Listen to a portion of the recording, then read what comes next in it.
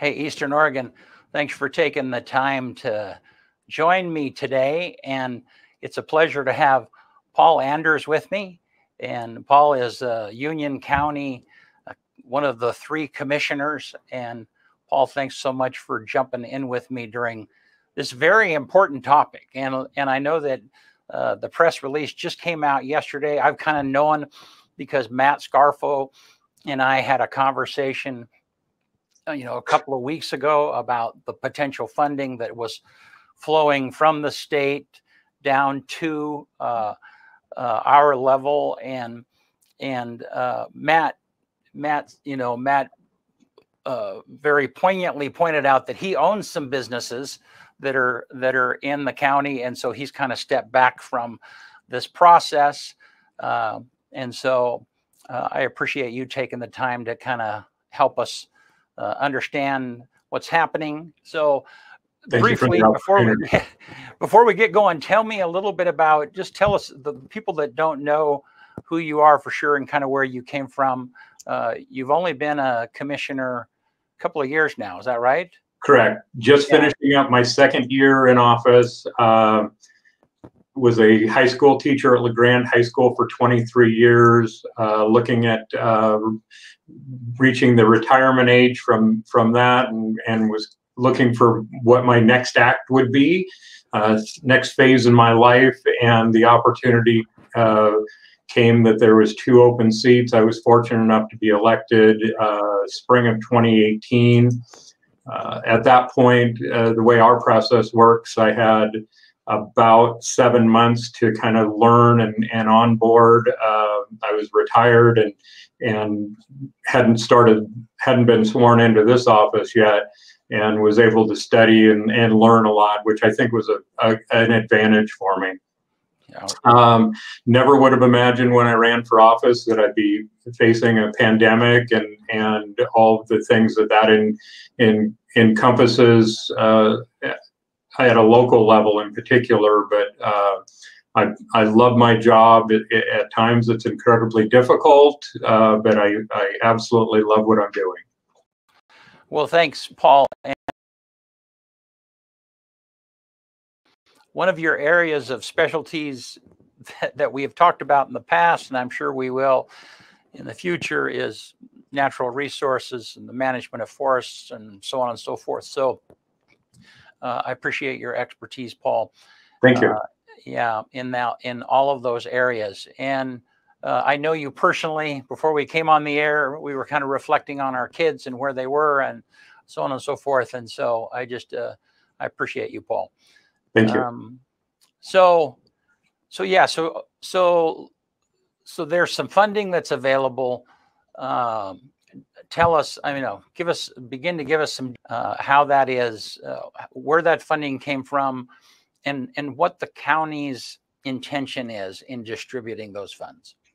All right. So as Governor Brown announced the freeze a few weeks back, we got some emails that said that they were working on funding that was going to be available to assist affected businesses. And it is CARES money, which is from the federal package that the state of Oregon got. And statewide, that number is $55 million. And Union County share is $730-some thousand that we have to make available to businesses locally.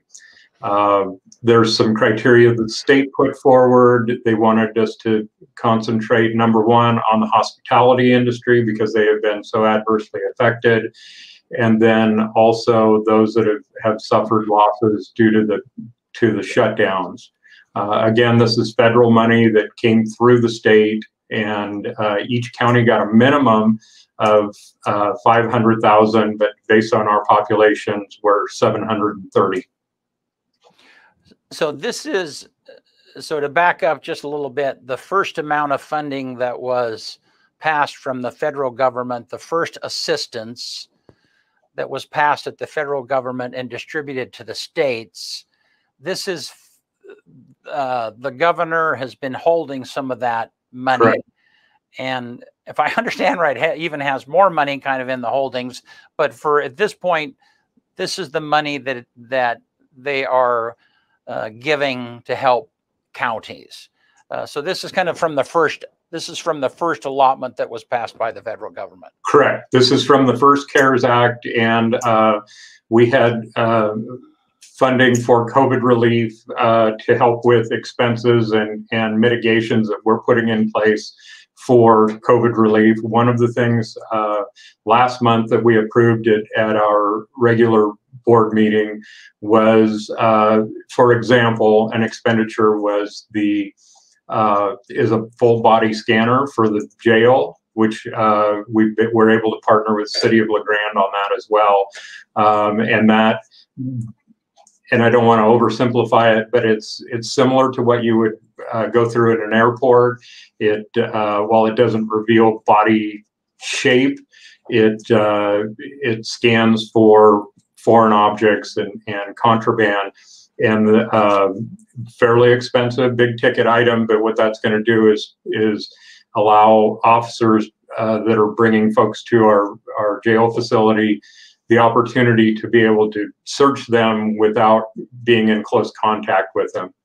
And it also has a temperature sensor on it as well, so that if one of the main indicators, as everyone knows, is the elevated temperature with COVID, and it's going to indicate that as well. So that was that called the first pot of money that the state made available to counties. We're using it for PPE for some of our departments and COVID mitigations, really. And then this next pot was, like I said, was a $55 million. It was earmarked to go directly to affected businesses.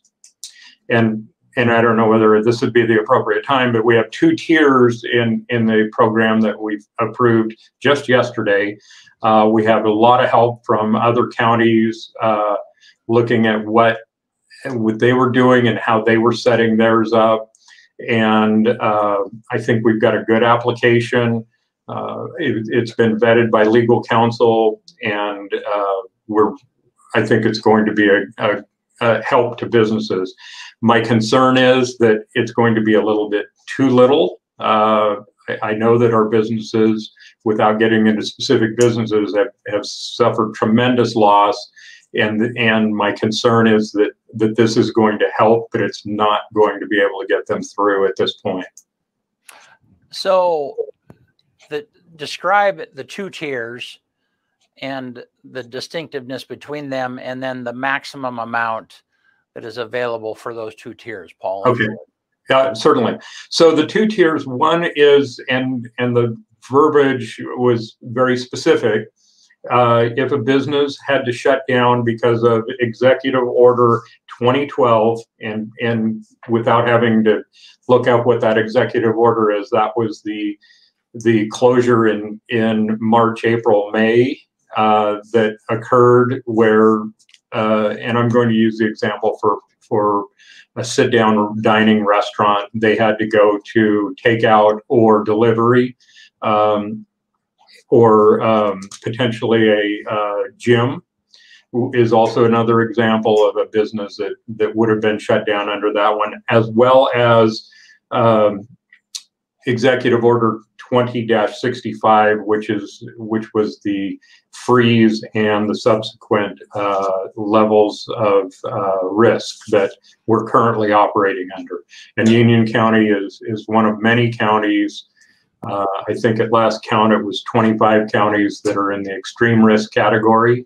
And that's based on number of cases and test positivity rate for those that are testing positive. And so then, and the maximums, again, for those two tiers. Okay, for the first tier, which I just described, is maximum is $10,000. And then the second tier is more broadly defined, and that is if a business is able to demonstrate a 25% loss because of COVID shutdowns in a 1-month period.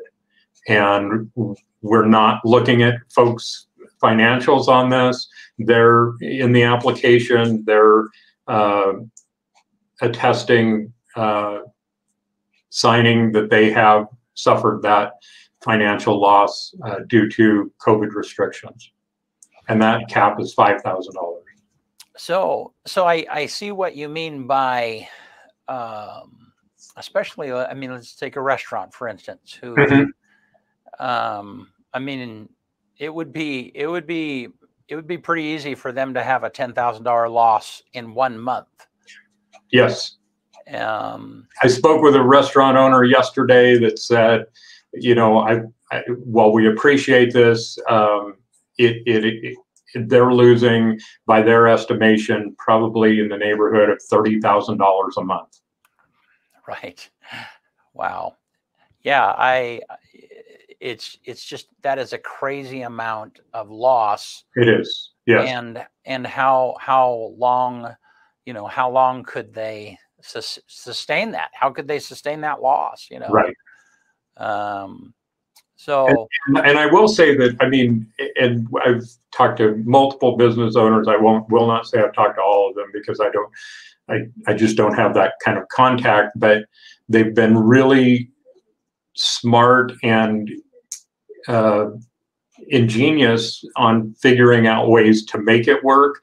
But it's really not I mean, between limited capacity and outdoor dining in the middle of winter in Eastern Oregon, it's really a struggle for these businesses to maintain a profitable business model.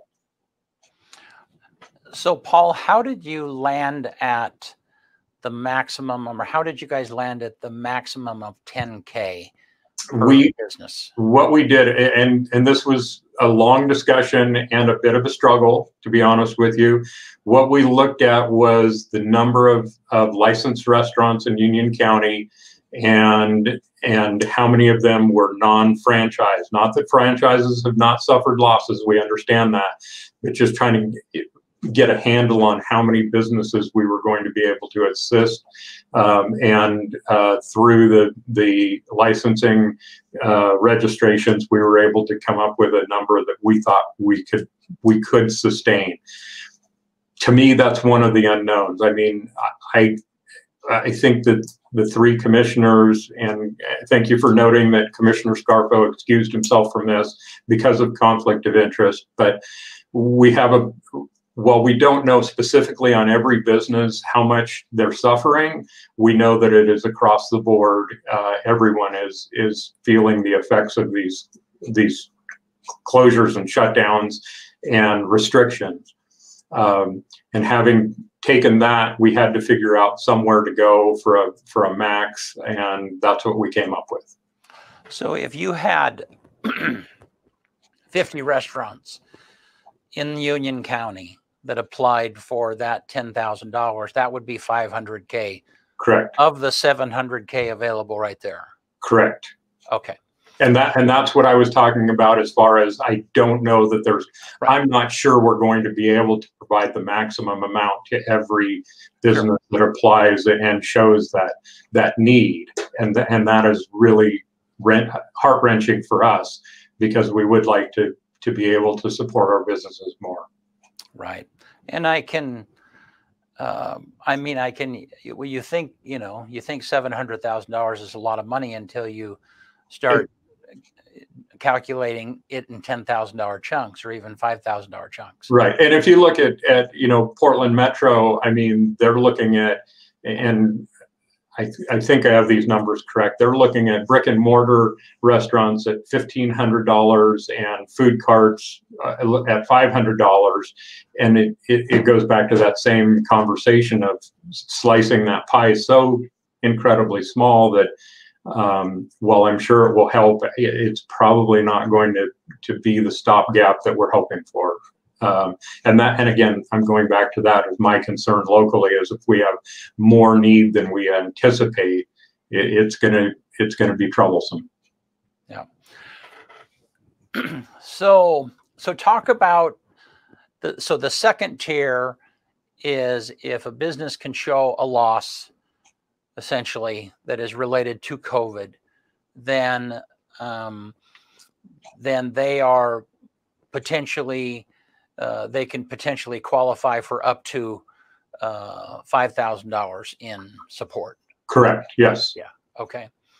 Another thing that I would like to point out is that the language in the CARES Act requires this to be spent before December 31st. So our timeline is to cut checks prior to that, so that we make the qualifications at the Treasury level as part of the grant agreement.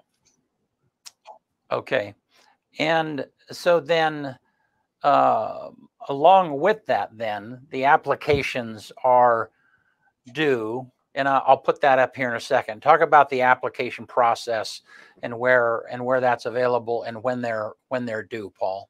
Okay, those are available on our Union County website, union-county.org. If you look on the main page, it's middle of the page on the right-hand side in blue. And those applications are due on December 15th by noon. And we want to, and thank you for the opportunity to get this word out, because we want to make sure that those that are eligible have the opportunity. Some of the grants, not necessarily for business, have been a first come, first serve, and we really wanted to avoid that, because the business owners we know are under a lot of stress, and the last thing we wanted to do was add more stress. The reason for the rush timelines is, like I indicated, we have to get this money out before the end of the year. And it's funny, I applied for one of those loans that were kind of first come, first serve. And actually, even in the rush of it all, after the fact, I started looking at the fine print, and it's like I wasn't even really qualified, but because of the rush of it all, you grab the form. We didn't have the form ahead of time. We didn't know for sure what the criteria was. And so you're just trying to, get it filled out and get it sent in as quickly as possible. So Right. I certainly appreciate a little bit more of a thoughtful approach in you guys actually having that information available, and that it is up on, you can't see it, but it's up on the screen, the location and Okay, thank you. and also the deadline. So I appreciate a little bit more thoughtful approach in you guys doing this. Well, and I will tell you that Commissioner Beveridge, with a lot of help from County Administrator Shelley Burgess, put a lot of discussion and a lot of thought into this, and making sure that we were going to be able, again, to get the assistance to the folks that really needed it. And I do want to clarify that this is not a loan, it is a grant. One of the things that we heard from businesses was the last thing we need is another loan to repay. We're struggling with making payments and overhead right now. We don't need another, and this is a grant, it is not a loan. Well, and I totally appreciate that, because as people have talked about, well, you can get a loan. It's like, right. Yeah, I don't. Yeah. So what? I struggle through this time and survive with a loan. And then if I go out of business a year from now because I couldn't survive this, I still got to pay back the loan. I mean, it's just, that's not very helpful. So we've been really blessed, and, the people are needing information, and everybody is doing video and streaming, and which is kind of in the middle of what we've been doing for a long time. And so we're just very fortunate to, but I know that a lot of businesses are not that way, and it certainly has impacted us also financially, but we're not on the dire edge like a restaurant of you have all that money still going out. You're still paying rent. I mean, even if that restaurant isn't open, you're still paying rent. Yeah. Right. So, and to that point, there are businesses that are doing well in the county, and good for them. I'm very happy about that. But I would argue or suggest that they are in the minority of all, when you consider all businesses. And it's really a struggle being in this position, watching our businesses suffer, laying off long-time employees, and especially early on when we had so many issues with the folks getting unemployment that they had earned. It's been tough. But nothing in comparison to what it would be like owning a business. Yeah, I hear you with that. Now there has been, and I just want to make sure that we talk about this too. The city of LeGrand has funds that they're beginning. They released, I think it's around a couple of $100,000 earlier in the year that was available for low interest loans, if I'm remembering correctly, and then they've added another $200K. The two amounts together is around $435,000, and they're trying to figure out how to formulate that and get that money available for local businesses. Mm-hmm. And that money, I confirmed earlier, that money actually came right out of the city's emergency funds, their contingency funds that they kind of set aside for these kind of urgent problems, and have kind of pulled that money together. So, again, when you take, even $200,000 or almost nearly $1 million that potentially might be available right now in the area, LeGrand, for instance, in the Union County Fund, it doesn't go very far when you divide it among so many people. Yes, and City of LeGrand was really, I think, fortunate to be able to have the ability to do that.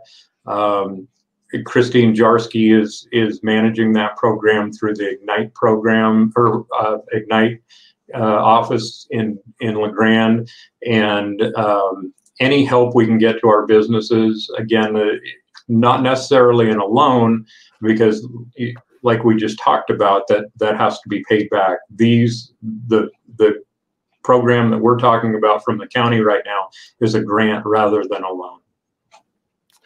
Well, and that's awesome.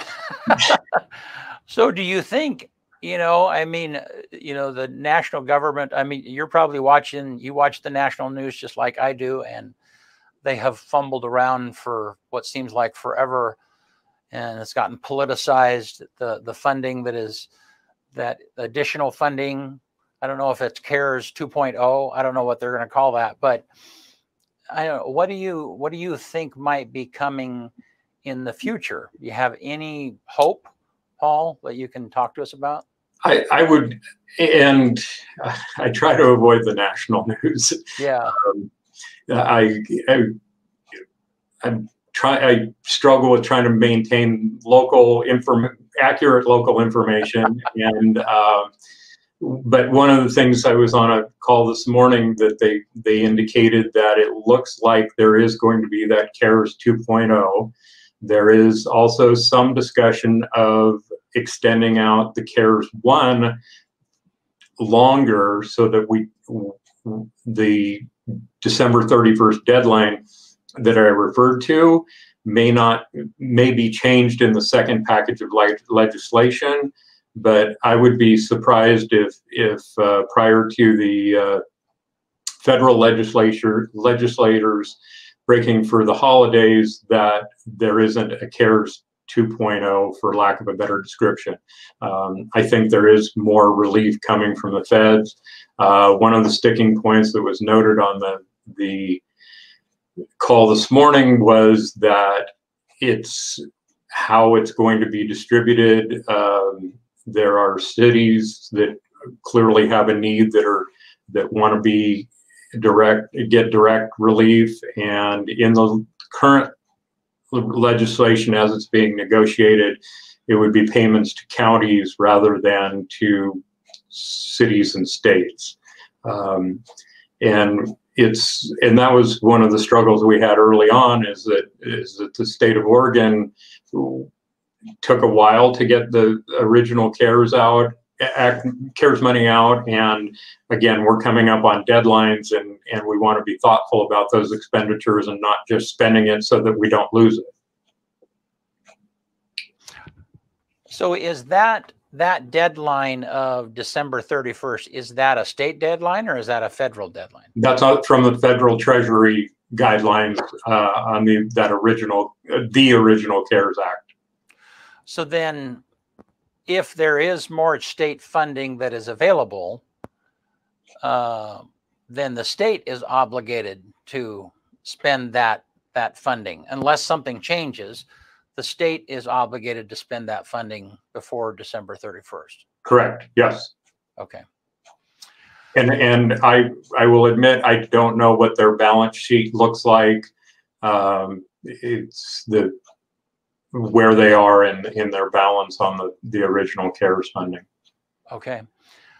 So let's shift just a little bit. And because I asked Matt this question the other day, and that is, in the conversations that you've been a part of with the governor, with the folks on the west side they're holding the purse strings, do you think we're on the map? Do they know where Eastern Oregon is?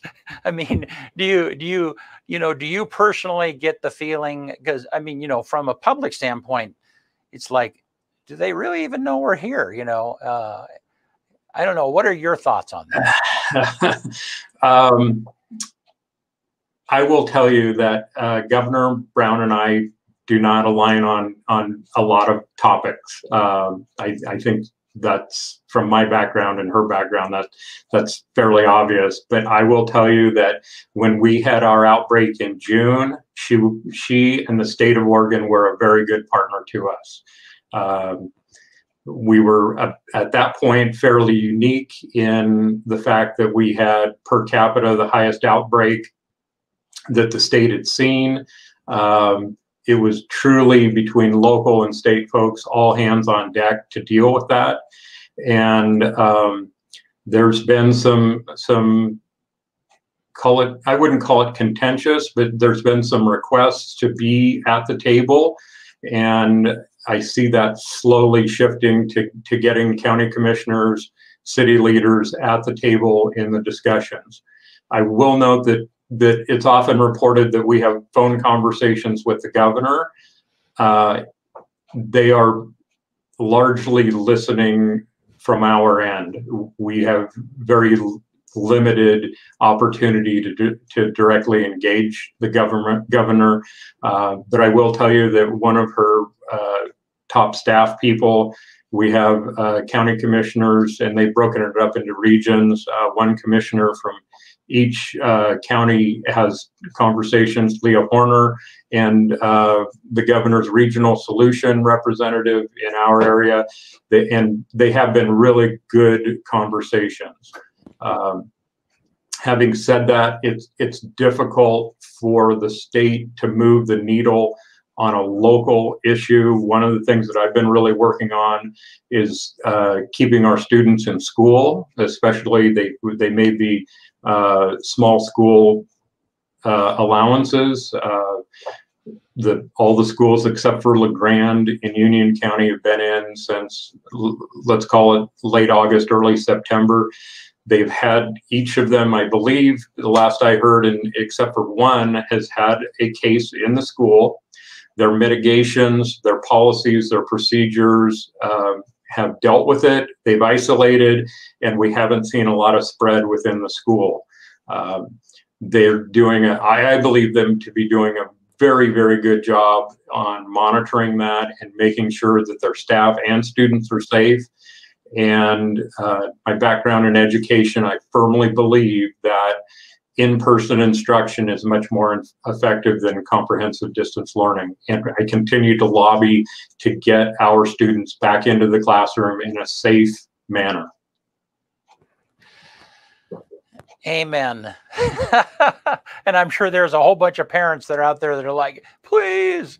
Yeah. Right. And the ripple effect on it. I mean, parents having to do their job and to monitor home instruction is really a struggle. And between public health, Carrie Brigiotti does an incredible job. JB Brock at Emergency Services, and the folks at the hospital, Dr. Zach, I apologize, I can't pronounce his last name, Superintendent Mendoza, we've been really working on figuring out a path forward to get LeGrand back in, again, in a safe manner to keep our students in the best educational situation while protecting the health of them and the staff at the schools. Good. So let's shift back before we quit. Let's shift back one more time to the particular topic. So in a nutshell, again, tell us about the funds, what's available, and what the deadlines are. And before you say that, before you kind of give us the nutshell, just a little bit of framing that I heard earlier is that, yeah, this money might not be as much as what you wish you could give to businesses, but when you compare that to denser populations like Portland, their maximums, I think you said, were $1,400 or $1,500. Is that, am I framing that correctly? If my understanding is correct, that's what they allocated to $1,500 to brick and mortar, and then $500 to a food cart type restaurant. And and oftentimes we talk about populations and sometimes it's an advantage, sometimes it's a disadvantage. I think this is a little bit of an advantage to us right now. But again, for me, it's the unknown on how many businesses we're going to have apply for it, and looking at taking that pie and slicing it. I don't think that we're going to come anywhere near what a Portland Metro will be slicing it that thin. But my concern is that the need out there is much greater than the supply is that's been provided to us. So, right. Give us a summation again. Yeah. So summation, 2 tiers, those that have been affected by 2 shutdowns, that's tier 1. The other would be those that can demonstrate a 25% loss in a 1-month period due to COVID shutdowns or closures. And the tier 1 is right now is a maximum of $10,000. Tier 2 is a maximum of $5,000. Deadline is a week from yesterday. Excuse me. Let me just back up on that. It's the 15th at noon. You're able to submit electronically. You're able to do a hard copy. The other thing that I forgot to mention, while we've got mitigations in place here at the county offices, we do have applications available, hard copies that can be picked up here if a business for some reason can't print it out. That's available as well. And anybody that can get the word out, let businesses know this is available. We would appreciate it. The last thing that we want to do is miss someone or have someone miss the opportunity. So this is grant money. Yes. They don't have to pay it back. Yeah. And if they can jump through the hoops and apply for it and fill out the paperwork, whether that be online or pick up an application at the county offices, and that information is on the screen, how to get to the website. And where is it again on the website? Do you recall? On the main page for Union County government, right-hand side, middle of the page in blue lettering. And without it in front of me, I can't recall, but I want to say that something to the effect of Union County Business Assistance Grant, something along those lines. Excellent. Well, Paul, thanks so much for taking the time today. And, thank you. Yeah, and I know you guys, I know you work hard. I know all 3 of the commissioners personally, and I have a lot of confidence in all of you personally. I appreciate that. We all appreciate it. And we are doing the very best we can with the information that we've got. I know you are. And people are frustrated at times with you because that's part of the job description. I understand that. Yeah. Yeah. But I personally, I want you to know how much I appreciate you and Matt and Donna. Thank you. I appreciate the investment that each of you have made in this community. Donna has farmed, her whole life. Matt has owned businesses his whole life, went to EOU here and graduated, and you were a teacher. I mean, all three of you are people who you care passionately about Union County, and I really appreciate what you guys do. So thank you.